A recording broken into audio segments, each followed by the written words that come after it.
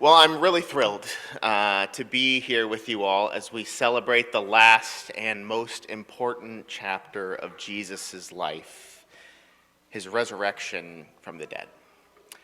And when I say it's the last chapter of Jesus' life, I mean it kind of literally, because those of us who attend Shalom know that for the past 6 weeks or so, we have been studying the Gospel of Mark. Mark is one of the 4 books in the Bible that tells the story of Jesus' life, death, and resurrection. And in some ways, it is the strangest of the 4. It's short. It contains the same basic stories and accounts that we have in the other Gospels. But it's also peppered with kind of some odd miracles, some strange sayings, a kind of sense of secrecy that pervades the whole story, so that you find yourselves asking questions all the way through about what's going to happen to Jesus and his disciples, what's the purpose behind all of this, how is it going to end?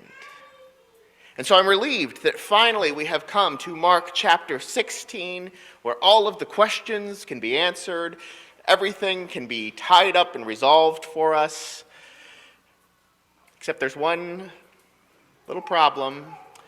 There's actually a problem with the text of Mark. Now, I actually debated a long time about whether I should even say this here. It's kind of a technical problem. It's not something that pastors talk about, especially not on Easter Sunday of all days. But Mark chapter 16 is one of the few chapters in the Bible where we're not actually sure what the original text said. You see, when the books of the Bible were originally written, for the most part, they were written on scrolls, beautiful, inspiring scrolls, which are lovely, but which were not designed to last for 2,000 years. And so all the time, the original scrolls have been lost to history.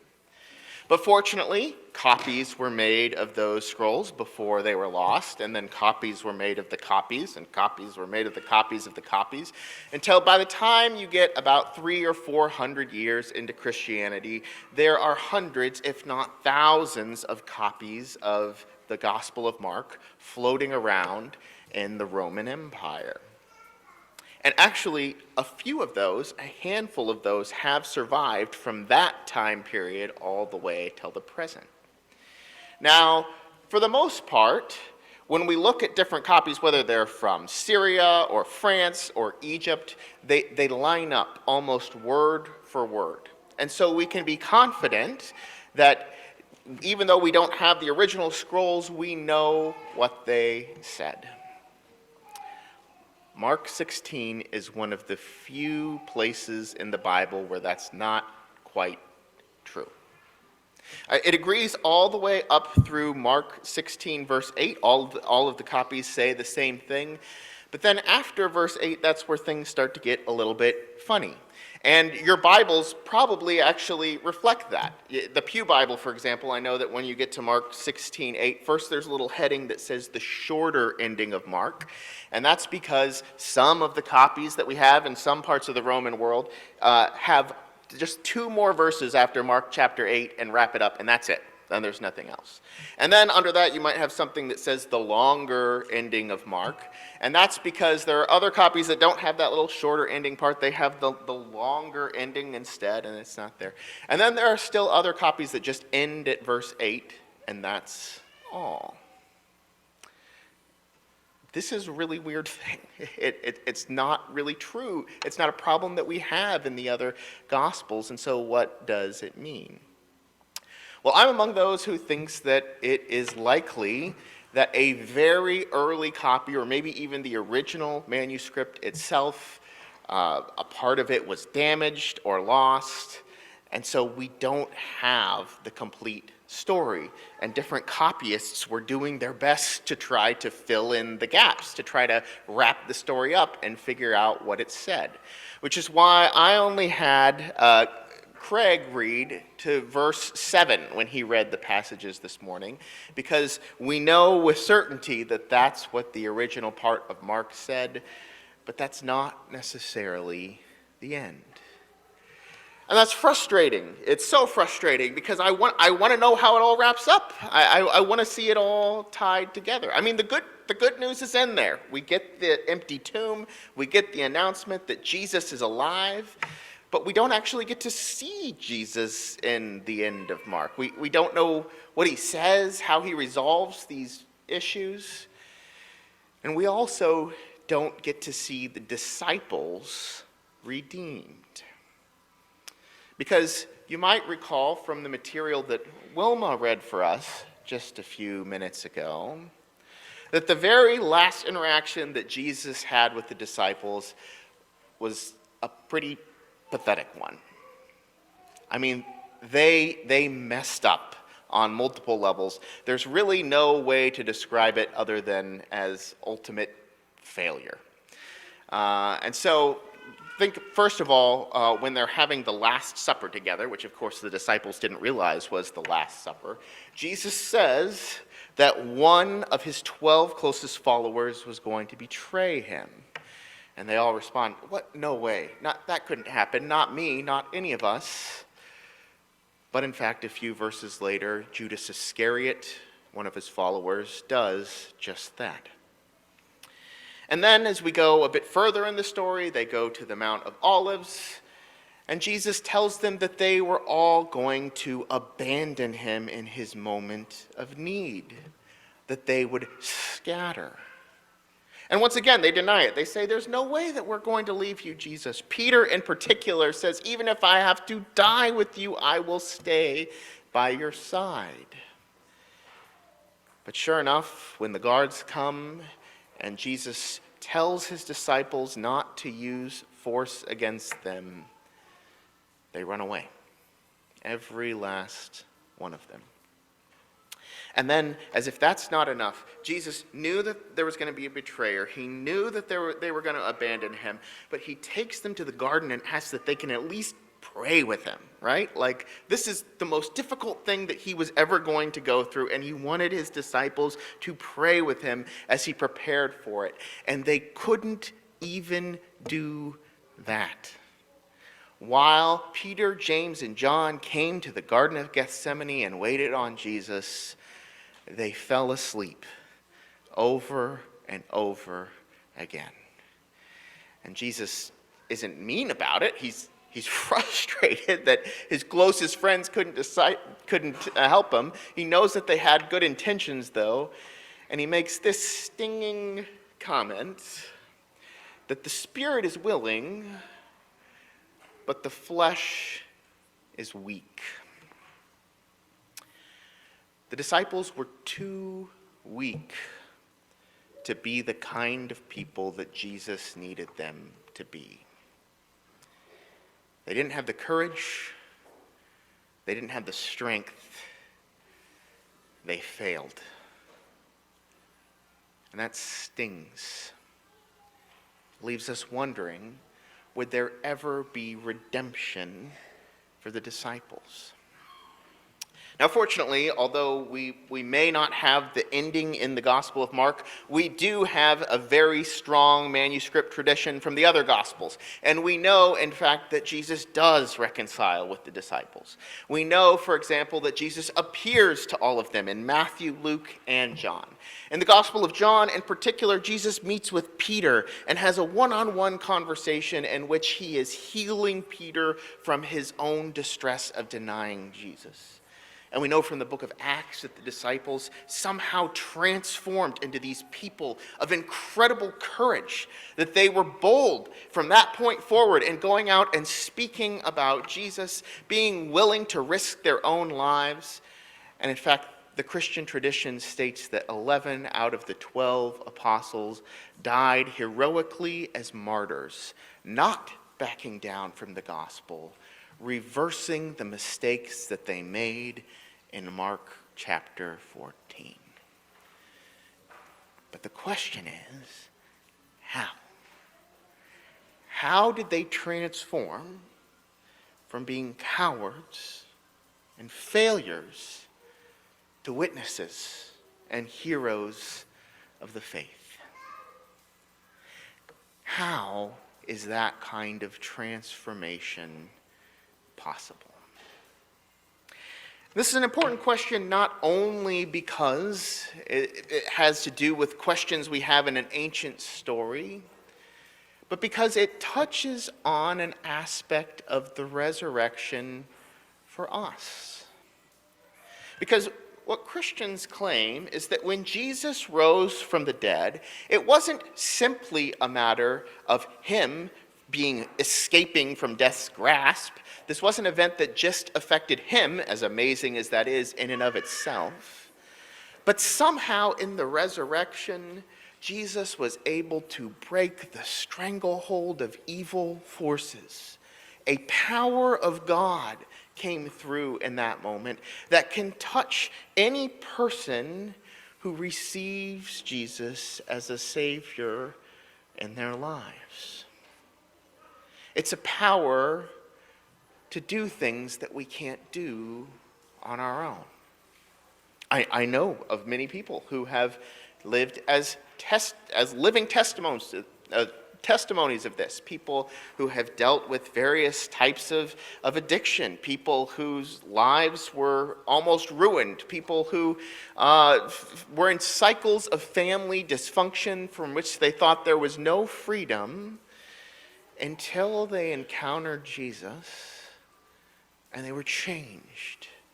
There was a new power that came upon them, and they all of a sudden could live with more clarity and confidence and peace that they could before. But it also seems that doesn't happen to everyone. Not everybody in here has necessarily experienced that. Of course, there are some of us who maybe have never even asked for it. Maybe we've been a bit suspicious of religion with its big claims, understandably so. And there are some of us who have asked for it, who have been in situations where we have felt weak. We have felt like failures. We have asked that God would step in our lives and change us, fix our character flaws, get us out of the rut that we're in, help us to escape and be free. But for whatever reason, it doesn't seem to happen. And it's frustrating, and it causes us to question if this story is true at all, or if there's something wrong with us that is beyond redemption. Oh, how helpful it would be to have the full story of how the disciples were redeemed in Mark. Well, we may not have the full story, but actually we do have something that may be able to speak to this question. You see, I mentioned earlier that the Gospel of Mark was in some ways the most mysterious of the Gospels. And for those of you who have been part of this Mark series, you know that Mark sometimes uses stories as symbols for bigger messages going on. In fact, Mark likes to tell really strange and weird stories that cause you to step back and say, whoa, what's going on here? To signal that there might be another layer of meaning. For example, Mark is the only gospel that has the story in which Jesus goes to heal a blind man, and it doesn't fully work. The first time that he heals him, he only kind of half sees things around him. He says the people look like trees, and so he touches him again. And then the second time, he's fully healed. And that seems like a strange story until you realize that it is surrounded by two events in which the disciples were claiming that they knew who Jesus was, but they could only partially see. The miracle spoke to what was going on in the story. Although the disciples were partially healed of their spiritual blindness in chapter 8, they would have to wait until they could see clearly until later. And then Craig wrote in a reflection a few weeks ago about another incident, a bizarre incident in Mark, in which Jesus gets mad at a tree. It's the strangest thing. Jesus encounters a tree, and he gets frustrated, and he said, "You're never going to bear fruit again." And then the scene changes, and when the disciples come back, the tree has died. It's withering and died. And we think, what is going on here? Well, I don't think that this is just Jesus taking anger out on some poor innocent tree. It seems to also be a symbol for what's going on. Because between those two tree stories, there is an event in the middle in which Jesus visits the temple. The temple of God, which is supposed to be the center of God's presence on earth, but which had become a place of religious and economic exploitation, where the poor were taken advantage of and Gentiles were excluded. And Jesus was saying that this would no longer be the fruitful center of God's ministry, God's presence on earth. You have to learn to read for these kinds of codes. And I would say to you that there is at least one more of these coded messages in Mark. And a part of it is embedded in our story this morning. It's a part that's a bit strange, that's supposed to cause us to pause and think twice. Now, it's easy for us to miss this because the resurrection itself is kind of a strange event. I mean, it's a wonderful event, but it's not something that happens all the time. And so we're surprised even to hear about the resurrection. But after the women who were coming to visit Jesus, they saw the tomb, and the tomb had been rolled away, and we learned that the resurrection had happened. This is the strange event that Mark wants us to notice. It says, "As they entered the tomb, they saw a young man dressed in a white robe sitting on the right side, and they were alarmed. But he said to them, 'Do not be alarmed. You're looking for Jesus of Nazareth, who was crucified. He's been raised. He's not here. Look, there's the place they laid him. But go, tell his disciples and Peter that he's going ahead of you to Galilee. There you will see him just as he told you.'" Who is this guy?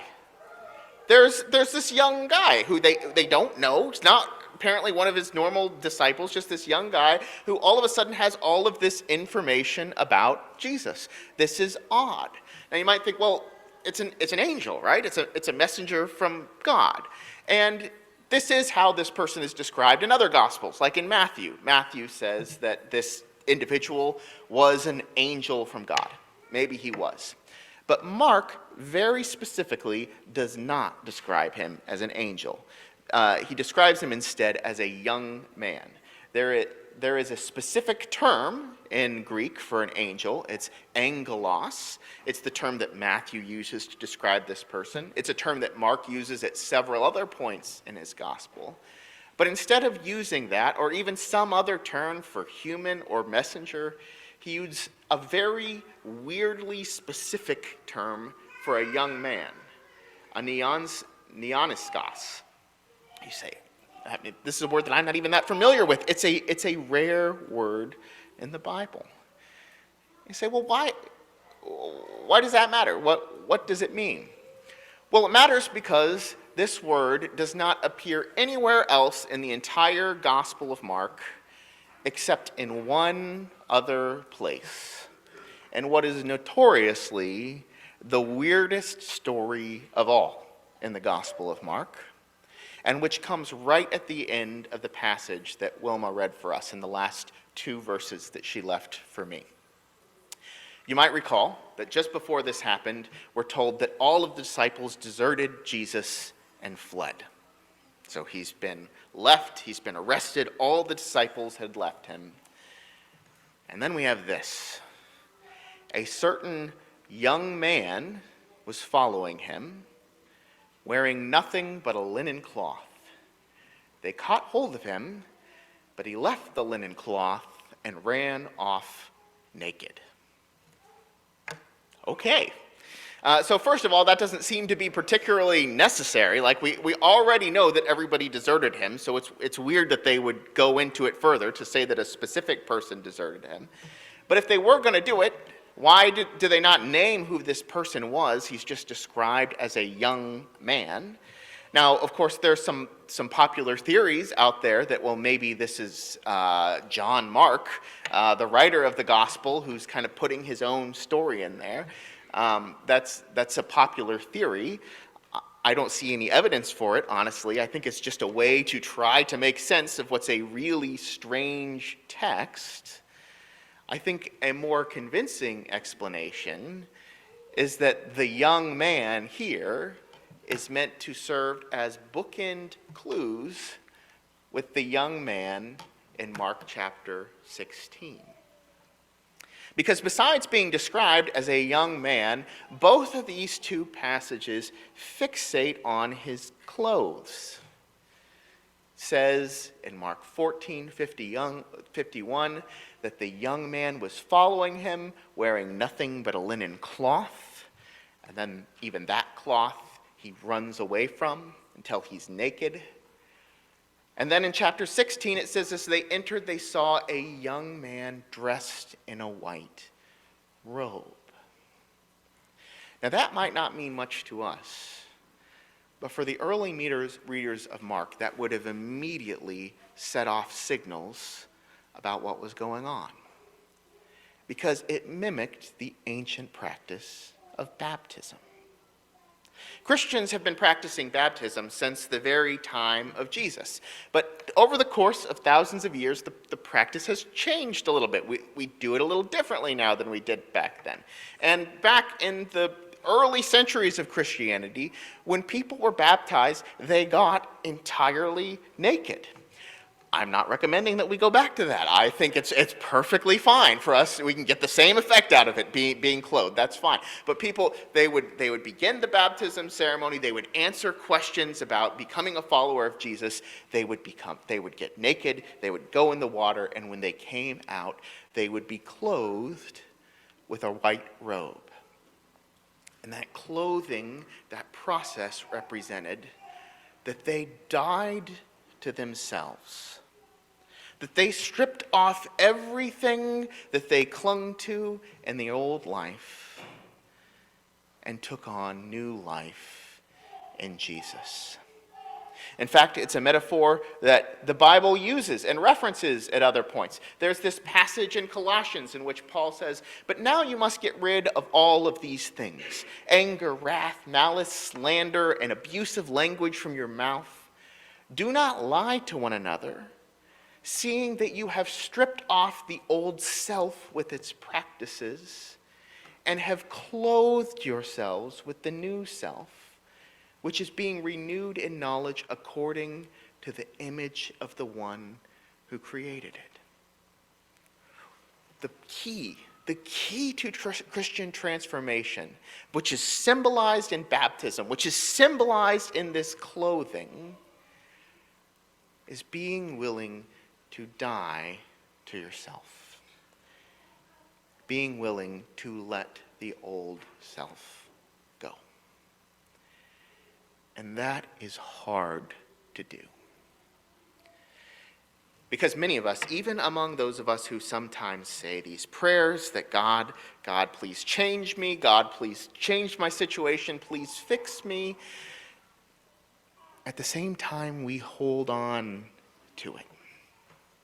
We want to be able to experience the new without fully letting go of the old. We still want to hang on to the comforts of unhealthy escapisms and addictions, to false hopes that perhaps sustain us, to the pride and reputation that we don't want to lose, to the defense mechanisms that keep us from getting hurt because people let us down. And we hold on to these things, and we find that we have not experienced the transformation. Now, that's not always why transformation doesn't happen.